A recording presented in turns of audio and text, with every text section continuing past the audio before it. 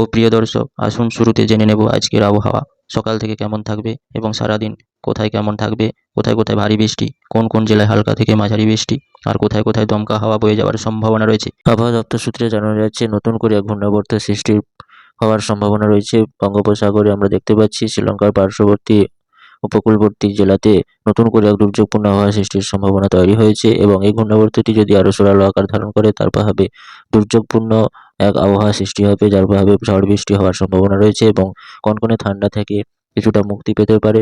তবে এই ঘূর্ণাবর্তটি আগামী দিনগুলোতে কতটা শক্তিশালী হবে তার আপডেট আগামী ভিডিওর মাধ্যমে জানিয়ে দেওয়া হবে। তবে আজকে সারাদিন পশ্চিমবঙ্গের বিভিন্ন উপকূলবর্তী জেলা সহ কোথায় কি থাকতে চলেছে, কলকাতা এবং তার পার্শ্ববর্তী উত্তর চব্বিশ পরগনা, দক্ষিণ চব্বিশ পরগনা, হাওড়া, হুগলি, দুই মেদিনীপুরে, পুরুলিয়া, এইসব জেলাগুলোতে আজকে দেখতে পাচ্ছি উত্তরে শীতল বাতাস ক্রমশ প্রবেশ করছে, তা আমরা স্যাটেলাইটের মাধ্যমে দেখতে পাচ্ছি, যার প্রভাবে আজকে সারাদিন কনকনে ঠান্ডা থাকার সম্ভাবনা রয়েছে।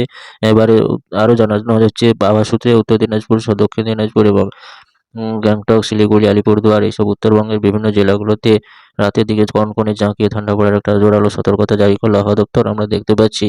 এছাড়া উত্তরবঙ্গ সহ দক্ষিণবঙ্গের সমগ্র পশ্চিমবঙ্গের বিভিন্ন জেলাগুলোতে আজ থেকে কনকনে ঠান্ডা পড়ার আরও জোরালো সম্ভাবনা রয়েছে।